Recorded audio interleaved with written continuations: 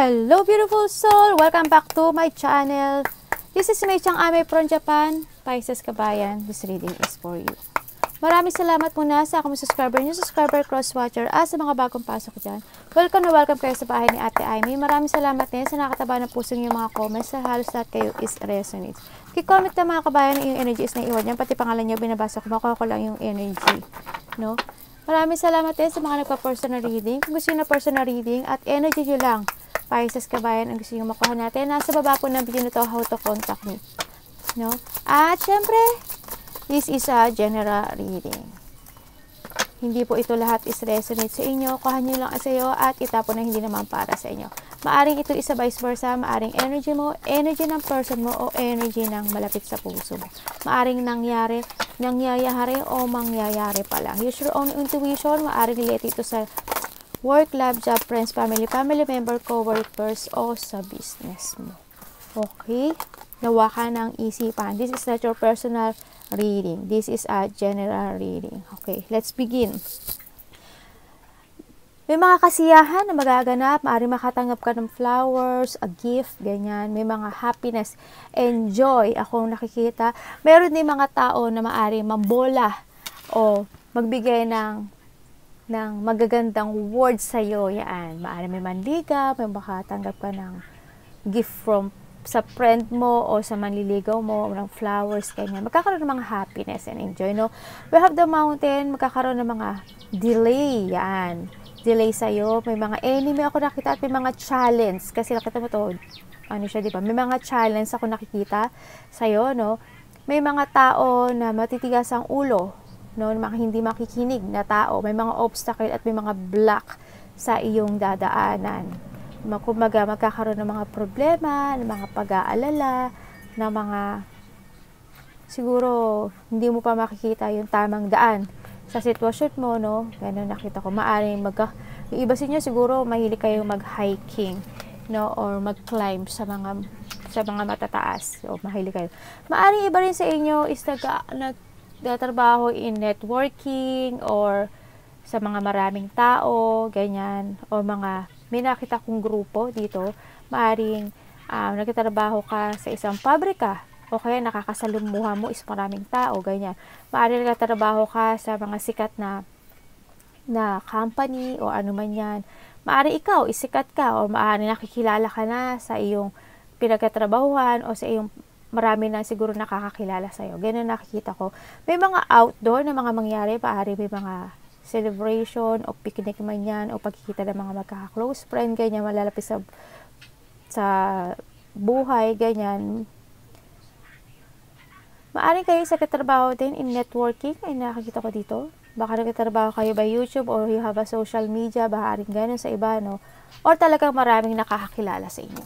Yan. Kumbaga, parang nagiging, handun yung ang daming tao ako nakikita na nakipag-communicate sa'yo at marami rin tao akong nakikita na nakakasalamuha mo.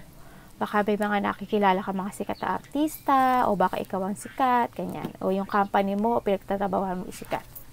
Okay? Maaring ilalagay ko dito is maaring nangyayari o mangyayari pala nga, maaring ito is pagkakarambol-rambol, kumaga. Okay, Pisces for the April 22.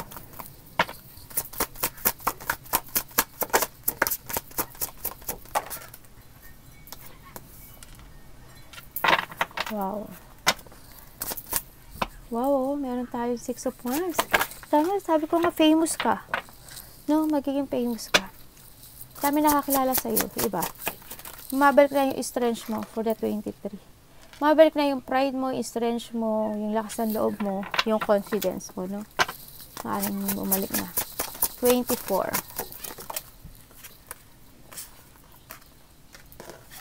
Wow, Wheel of Fortune. For the 25. May sitwasyon ka na hindi mo kayang bitiwan na ngayon na. Saka nagsisave din kayo ng money, no? 26. Hingi rin tayo ng advice kay universe at ang iyong overall energy sa linggong ito. 27.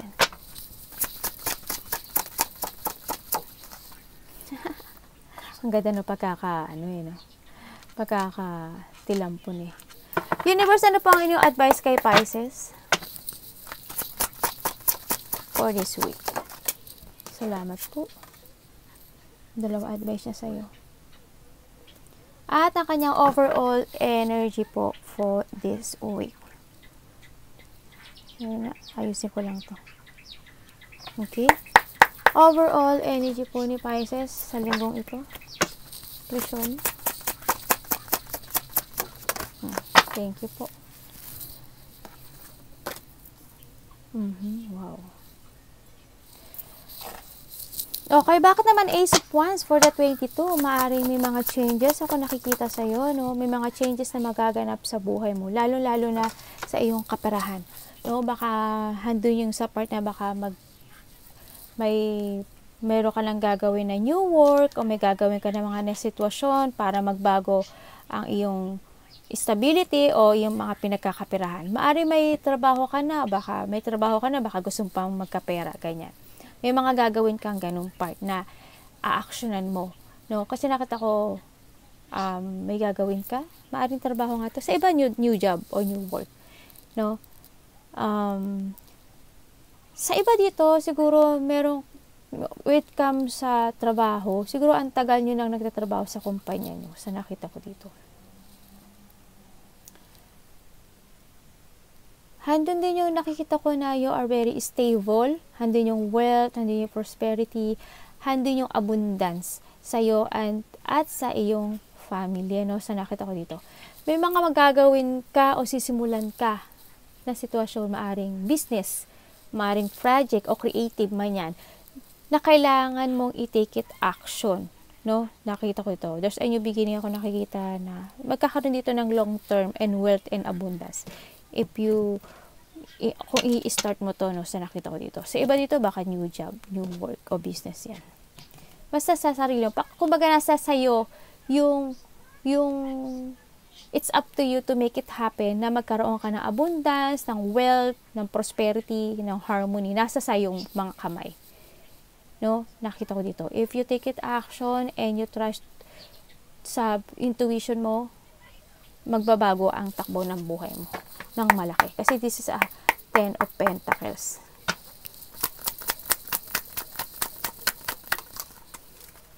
Yung iba, lakasan mo lang tayo yung loob mo. Lakasan mo lang loob mo. Huwag ka mawala ng pag-asa. Lahat is may mangyayaring pagbabago. Basta maggagawa ka lang ng action sa buhay mo.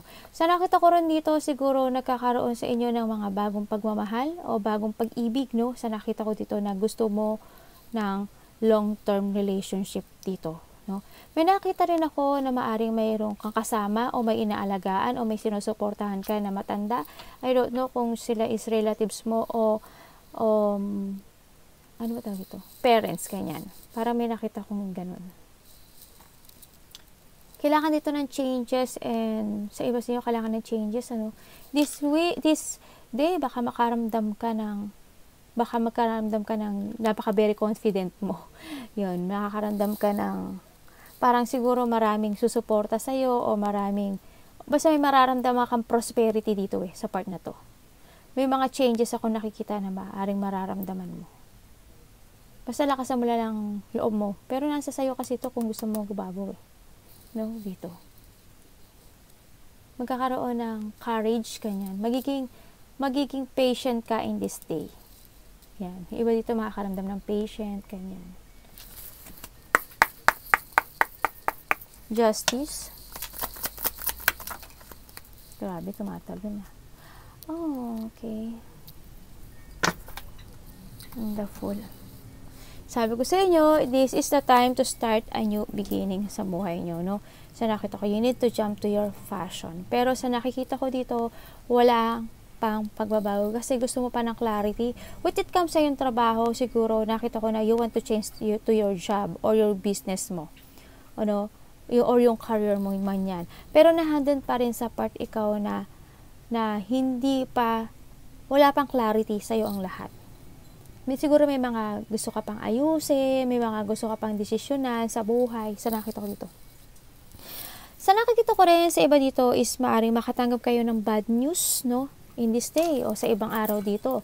o baka nangyari na to sa inyo o nangyayari na, makakatanggap daw kayo ng bad news. And also, is a person dito, may sitwasyon ka na hindi nahuhustisyahan, no? Baka may nagaganap na law sa inyo, no? Sa nakita ko to. There's a justice na hindi pa nahustisyahan sa ganyan. O nagkakaroon pa na gusto mo i-correct o clarity.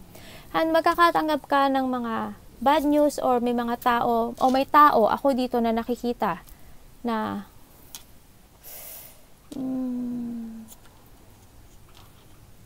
may tao ako dito na nakikita na na may bad intention sa iyo. Ingat lang din, no? Ingat tayo. Huwag tayo agad magkatiwa-tiwala, no? Maaring boss mo, tatay mo, malapit sa puso mo, ganyan. Maaring nakakasama mo na. Makakaramdam ka ng mga impatient feelings, ganyan. O maybe this is a person na to ang impatient yan. Maybe makakaramdam ka rin ng katamaran. Sa nakita ko dito, makatamarin ka. No? Or, kasi nakita ko wala kang kilos to make a new beginning. Kasi gusto mo pang, meron ka pang gustong i-clarity. No? Sa nakita ko dito. Nagkaroon ng mga, magkaroon ng mga dishonest dito, no? Sa sitwasyon mo, no? And then yung pagiging close-minded, no? May mga tao akong nakikitang close-minded. Baka ikaw, gusto mo make a new beginning, pero may gusto ko pang hostisyahan, pero kumbaga close-minded ka pa na parang nag-post ka. Siguro ganun sa nakita ko dito. Kasi wala pa yung movement sa'yo. Nagkakaroon ka pa ng lack of confidence, ganyan. Lack of plan, ganyan. Lack of ambition. Kung ba nahan doon, parang puro takot. Ano yun? Parang takot. Sakit ng pa ako. Parang natatakot ka pa para to make a new beginning sa buhay mo. Yun na nakita ko. Bakit ko? Wala akong nakitang growth. Kahit may gusto kang gawin, parang hindi mo pa siya makayang gawin. Wheel of Fortune, tsaka Page of Cups. The Wheel of Fortune, tsaka 7 of, ano ba to? 7 of Pentacles. And the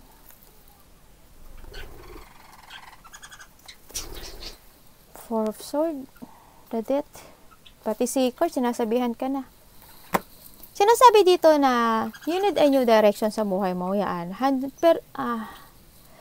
sa part na talagang naghihintay ka pa rin na mga mangyayari sa buhay mo.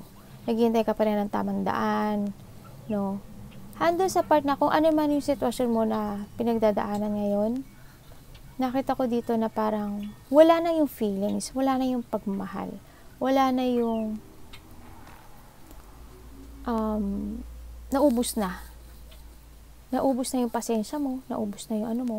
Pero, hindi ka nagtitikit action, hindi ka nag-new direction.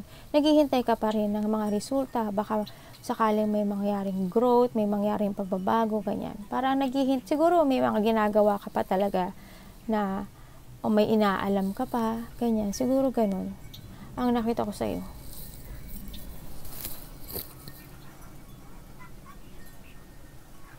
Nagkakaroon pa kasi sa'yo ng mga blockage, ganyan.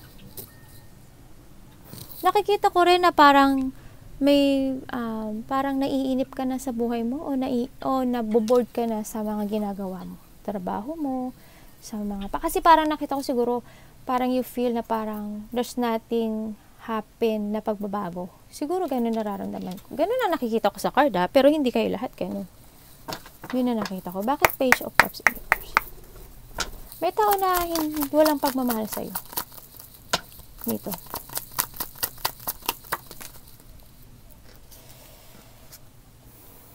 Andito ka talaga sa part na parang naglalaban yung puso't isipan mo, no? Yung puso mo, yung kilos mo, handun. Naguguluhan ka ngayon sa ngayon. Bakit sa 25 is a Queen of Wands? Bakit nagre-reverse lahat ng ano mo? Naluloka ako masyado. Wala ako nakikitang movement sa'yo. Wala, as in wala. Walang movement. How Pisces, move on, fly, make it fly. Sabi mga anak, walang movement as in, nakita ko dito, maaaring magkakaroon ng conflict o hindi pagkakaintindihan in this day. Magkakaroon ng mga, o maaaring may nararamdaman ka ng puot o galit sa'yo, o may mga itinatago kang mga hignapis, no? Maaaring gano'n, no? Sa nakita ko sa mga tao na natutulungan mo, sa mga tao na nakakasalumuha mo, o sa kinatatayo mong sitwasyon ngayon. Maaring ganon. Sa nakita ko, handito rin yung part na, yun nga, sabi ko sa'yo, lack of direction ka, baka nakakaramdam o nagkakaroon ng mga distractions sa'yo to make a new beginning o pagbabago ng mga decisions in life. Nagkakaroon ng mga yan, pagkatamad, stagnant, kumbaga, siguro maari may gusto ka pang i-fix, no? May mga sitwasyon ako nakikita na i-fix mo aayusin mo siya, no? Kumbaga, may mga sitwasyon ka na naging uncontrol. Hindi mo na control yung mga sitwasyon. Maaring gano'n. May mga situation na gano'n na hindi mo makokontrol. May mga struggle. May mga pakikibaka, ganyan. Yun na nakita ko sa iyo. Parang wala pa akong nakikitang siguro nga may finifix ka kasi parang hindi ko nakita yung moment. Parang nakikita ko na wala ka pang balak na wala ka pang interest ng pagbabago, no, sa mga sitwasyon na meron ka ngayon. King of Wands for the 26.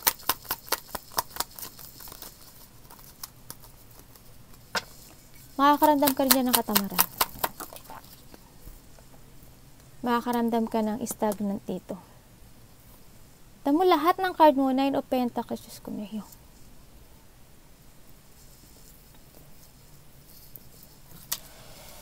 And the 5 of Pentacles.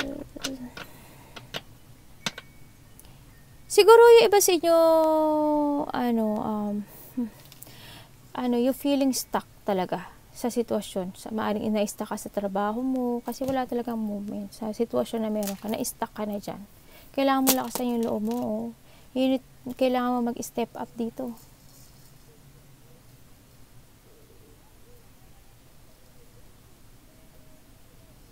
Nawawalan ka ng decision dito. Parang poor of decision ka. Tapos parang handun yung ayaw mo makinig o ayaw mo pakinggan yung intuition mo. Maaring ganun. Sa nakita ko dito. Nagkakaroon ng lack of success sa lahat ng mga plano mo. Sa nakita ko. Iba ganun.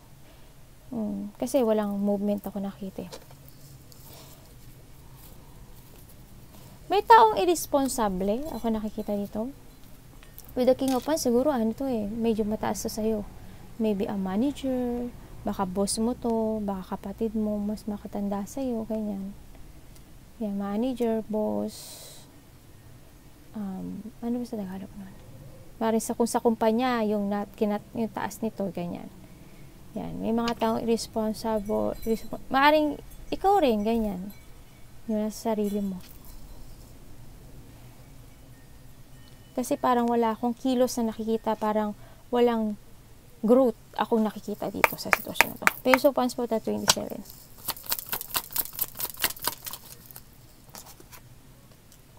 Doon na yung Pentacles. Parang wala lang. Handong ka lang sa parang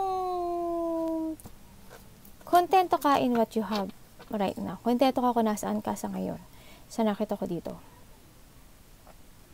Bakit po? Bakit na yung Pentacles?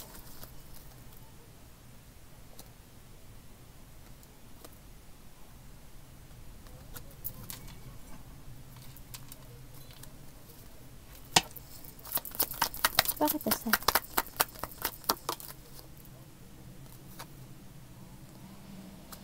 Sa nakikita ko sa'yo, handun pa rin yung lungkot. Oo, handun yung, minsan masaya ka. Minsan malungkot ka. Minsan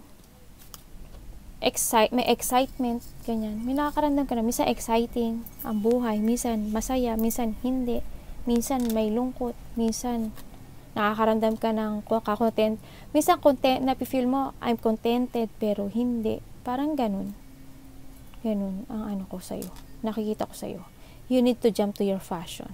And you need to learn, no? Sa nakita ko, you need to let go na yung whatever holding you, yung kumbaga, you need to let go the past na hindi na rin nag-work sa'yo, ganyan. Para maging masaya ka na with the sun. Wala ka lang mawawala ng pag-asa. Kailangan dito ng clarity. Kailangan mo mag-desisyon dito. You need to learn. No? Sa nakita ko to dito sa sitwasyon mo. Bakit po Page of Sword and the Four of Cups ang advice ni Universe? Gusto mo, oh, ano na naman? Puro reverse. Ano nangyari sa'yo? Ang sinasabi dito ni Universe na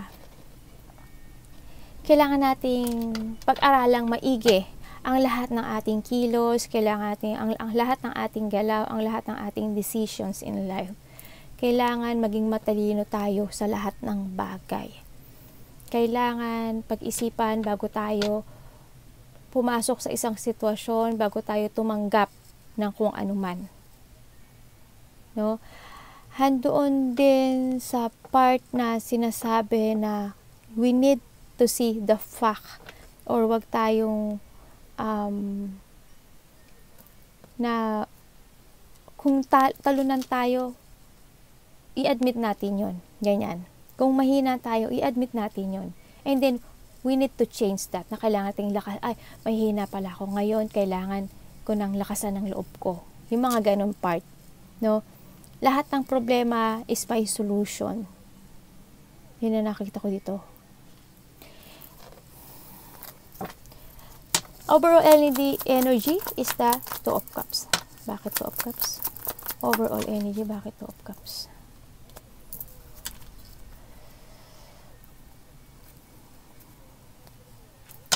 Bakit Two of Cups? And the Seven of Cups. Ang energy mo for this day is ang dami mong gustong maganap sa buhay mo, ang dami mong gustong gawin, ang dami mong gustong pagbabago na maganap sa buhay mo. Ang dami mong wishful thinking. You need to trust to your intuition to make it decisions, right? Siyempre, be patient tayo sa lahat ng ating magiging choices. Sabi nga dito, ni Universe, kailangan natin maging matalino at kailangan pag-aralan lahat ng ating desisyon, ng ating kilos, bago tayo pumasok sa lahat kung anumang sitwasyon yan. No? Handa yung nagkakaroon ka pa kasi ng mga option o malilito ka pa sa mga sitwasyon for this week o sa buhay mo na hindi mo alam kung ano ang iyong pipiliin. Kasi ang dami mong gustong maganap o mangyari. No? Maraming choices in life ang nakita ko dito. No? Kailangan mo mag-take it action, make a new beginning para lahat ng iyong gustong mangyari sa buhay is makamit mo.